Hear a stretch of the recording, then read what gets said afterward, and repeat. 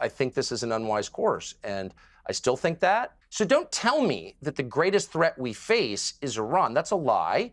You're telling it on behalf of a foreign power. Maybe they feel the greatest threat they face is Iran. It's not the greatest threat we face, like Ted Cruz, that just sets me off. I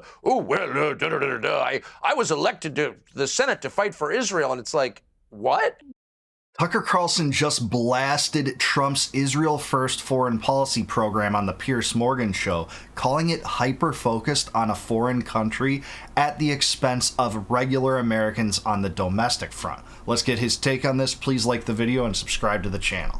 Where do you think we are, Tucker, with the various things that have happened since you and I last spoke in Riyadh, actually, for a really interesting double-header chat? But in particular, what happened with Iran, where Donald Trump decided to attack Iran. What did you feel about that? Given that it ended so apparently quickly, do you think Trump was vindicated in his short, sharp strategy there by bombing Iran? Or do you think that this will come back and haunt him down the line? Well, of course I can't say. I mean, my life is a kind of unbroken chain of bad predictions and embarrassing analysis, and I've been wrong so many times, and I will be in the future without question. However, it's just a fact that events have consequences that we can't foresee, often for years or generations, and I think it's very unwise to use military force without a clear, achievable objective that serves the American national interest. In fact, it's not allowed to use it under any other circumstances. And in that case, I was concerned and remain concerned that this focus on Iran is not actually connected to our national security. How many Shiite terror attacks have there been in the United States in my lifetime? Let me do the math. 0. So don't tell me that the greatest threat we face is Iran. That's a lie. You're telling it on behalf of a foreign power. Maybe they feel the greatest threat they face is Iran. It's not the greatest threat we face. It's not an endorsement of Iran, okay? Doesn't make me a simp for the Shiites. It just makes me an American who's trying to think clearly about what our problems are. Yeah, exactly right. I'm with him. I go beyond him in saying I do think this was disastrous. It's not too soon to say that, especially because Iran now has unlimited incentive to actually get a nuclear weapon, rather than before, where there was no evidence, as Tulsi Gabbard said, that they had even reconstituted their nuclear weapons program. They were just enriching uranium, and we threw away the ability to negotiate with them over this stupid war. And I have to just admire Tucker, because he's very humble about his past and being wrong as a neocon, as I was, by the way. It's embarrassing to admit, but we were steered into this stupid foreign policy in the early 2000s that I'm so glad to make penance with this channel to say how wrong-headed that was. So yeah, I'm with Tucker. This was not America First foreign policy. This was Israel First foreign policy, and a wrong-headed decision, just like the Afghanistan invasion and occupation, and the Iraq occupation, and the Syria, clandestine removal of Assad, and the removal of Gaddafi were, clearly. And our problems would include tens of millions of foreign nationals living illegally in my country. Nobody knows their identities. They would include a collapsing economy that makes it very hard for my children to have children and live the life that they grew up with, and their friends and all American kids. It would include a drug crisis that's killed millions of Americans over the past 20 millions of Americans over the last 20 years. Iran is not even on the top 10 list. So you can scream at me all you want and call me names and call me a bigot or whatever, but there's no evidence to support that. And so if the energy of the U.S. government is focused on a threat that's not the primary threat to us, it is by definition ignoring threats that are. And that's a kind of negligence. Yeah, that's a warped sense of priorities, and I actually don't have the same mentality towards some domestic issues as Tucker does, in terms of I'm not willing to fight the failed drug war in which drugs have won. Just kind of retailer the drug crusade against cocaine toward fentanyl and think that's going to solve everything and put people behind bars for victimless crimes. I don't think that's the answer either, but the prioritization is so warped when you prioritize this foreign country in the Middle East that's only spelled disaster for the U.S. and our foreign policy over domestic concerns like that. It's pretty criminal. And by the way, the Israelis have committed more terrorist atrocities against the United States in Tucker's lifetime than Shiites. And I can cite that from 1967, the USS Liberty, where 34 sailors were killed because of the Israelis. So I pointed that out. I was, roundly attacked. My family was attacked. Whatever. I don't care. It's true. And everyone kind of knows it's true. And being bullied by Ben Shapiro into pretending that it's not true, it's just not on the program for me at 56. I'm just not doing that anymore. President Trump told reporters at the time that you had called him and apologized after you disagreed with the Israeli strikes on Iran. Is that true? I am a champion apologizer. I really believe in apologies. I have a lot to apologize for. I always have. We all do. I certainly do. But I also think that, you shouldn't proffer a false apology. You should apologize for things that you did wrong. Amen. And I didn't do anything wrong there. And I wasn't attacking anybody. I wasn't attacking Israel. I wasn't attacking. I wasn't attacking. I was merely saying, in my capacity as someone with strong opinions, I think this is an unwise course. And I still think that. It's not an attack on Trump, who I voted for and campaigned for and really like. It's my view.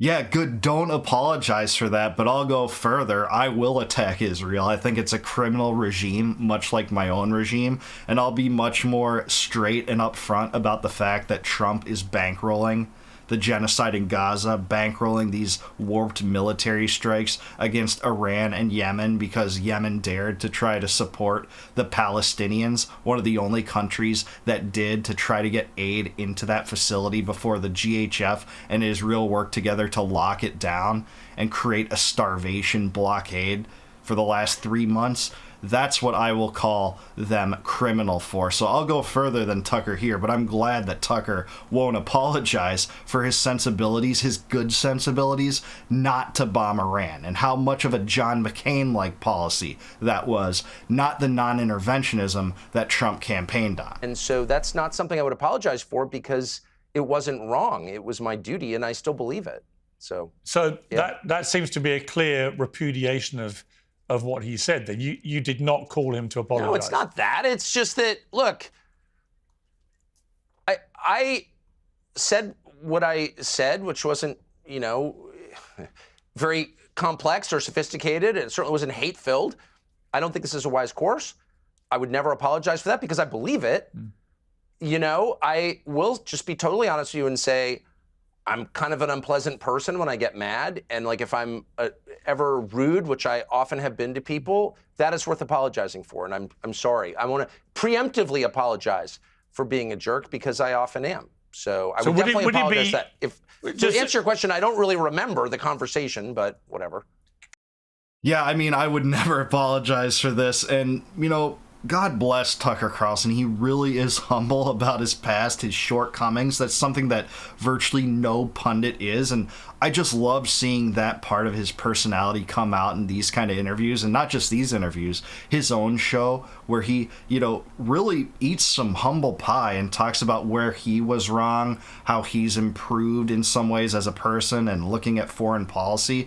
And that's something that it behooves us all, I think, to embrace, is to admit our failures in the past, because that gives us a redemptive arc, and that's something that we all should have. It certainly should be true if you're a Christian and believe that Paul, who used to be Saul, persecuting Christians, had a redemptive arc. So should we. Could it have been, I don't want to put words in your mouth, but could it have been you apologized perhaps for the tone of the way you had criticized what Trump had done, rather than apologize for your view of what he did?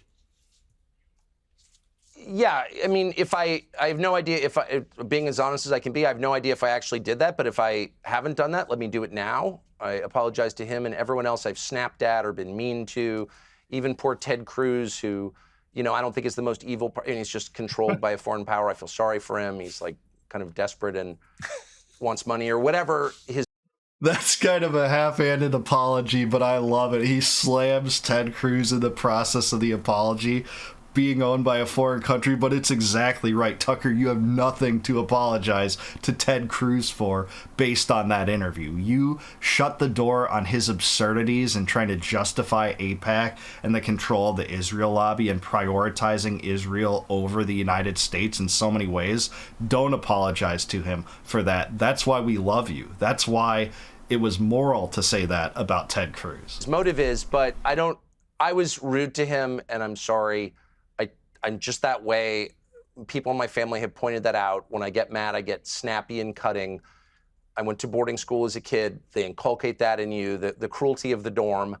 And I've been fighting against it my whole life. So I'm sorry for being that way. You know, well, I admire his humility, but I think he was exactly on point to attack Ted Cruz in the way he did, especially because of how Cruz treated him, insinuating he's an anti-Semite, that, oh, it's the Jews. Remember that interview in that part where Ted Cruz did that, even though Tucker Carlson said nothing like that? He was just criticizing foreign, influence in our government via the Israel lobby, and Ted Cruz did that. No, Tucker, don't apologize to Ted Cruz, please. When we had our little, I thought highly entertaining ding dong in the desert in Saudi Arabia, I enjoyed it. I like people who give it full throttle. I like people who challenge me. I like people who take me on. I like people who can be a bit snappy. But that's why I've never been mad at you in my life. Yes, I know you do. We have exactly the same personality that way. Yeah. So I would never be snappy with you because you always,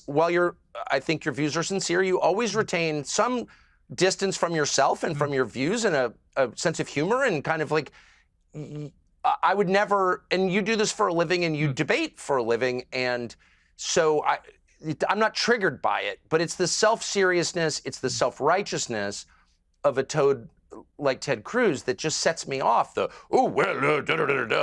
was elected to the Senate to fight for Israel, and it's like, what? And shut up, anti-Semite. It's like, okay. If you respond to a totally obvious, legitimate question by attacking a man's character, you earn my contempt. You don't behave like that at all. You're like, okay, we have different views. That's all right. Good. He somewhat took back the Ted Cruz apology, and that's what I like to see. And hey, there's a lot of worth in this interview segment. The fact that, this foreign policy regime is so committed to Israel first. Tucker Carlson's still too close and too supportive of Trump for my interests and for my sensibilities, certainly so. But I'm very glad that he refuses to apologize for his opinions about the Iran strike, the strike that took out, 3 supposed nuclear facilities, but there's lots of satellite evidence to suggest that enriched uranium was taken out in advance, at least from one of those facilities, Fordo, with satellite images confirming motorcades of trucks lining up there weeks in advance to take it out. I don't think that this controversy has ended. I think it's only reared its own ugly head to come back to haunt us in the future. This is the only country that the clean break strategy hasn't displaced from power. Talking about the clean break memo that Wesley Clark saw in 2001, days after 9/11, he went into the Pentagon, saw a list of 7 countries, the government and Israel, were trying to overthrow. Iran was the only one left on that list that hasn't happened. It's something that Netanyahu's clamored about for my entire lifetime since I was a young boy. He will do that again. They'll say they're inches away from nukes again, and we have to just hope that the next U.S. president doesn't buy in like Trump did in bombing them. I don't think we've heard the end of it. But I also like the fact that, Tucker Carlson is standing on principle in so many ways where people on the right are just doubling down in support of Israel. Tucker Carlson still isn't as critical against Trump as I would like to be, and I am if you see my channel, obviously. But I'm glad that he doesn't just defer to this stupid Israel first mentality that's so toxic and pervasive in our political system. I don't know that that's going to change anytime soon, but we're making headway against these wins when people like Marjorie Taylor Greene come out and rightly call it a genocide in Gaza. When Thomas Massie comes out and says, hey, every man in Congress except for me has an AIPAC guy to keep their votes in line with whatever Netanyahu wants. That was a stunning revelation. And hey, I say protect Marjorie Taylor Greene and Thomas Massie at all costs. So that's what we have here. The Israel first mentality is backward as it pertains to Iran, just as it does in bankrolling the genocide and starvation campaign in Gaza. But I do want to hear from you. Is Tucker Carlson right? Does he go far enough? Should he be more critical of Trump and his handling of foreign policy in the Middle East on behalf of Israel? Let me know in the comments down below. Please like the video, subscribe to the channel, also subscribe to Piers Morgan. I secretly like Piers, his show. He's a debate monger. I don't even think he's that ideologically driven. He just likes and facilitates good debates, which I can't get enough of. It's like the Jerry Springer of politics in America. So check him out. Also, please join my channel. If you support me down below, click the join button. You can help support the channel, which I'll really appreciate. And in return for that, I'll give you access to all my videos before they go live to the general public on YouTube. And until I see you guys next time, no more war, no more debt, no more inflation, and no more empire. Peace out, guys. Catch you in the next one.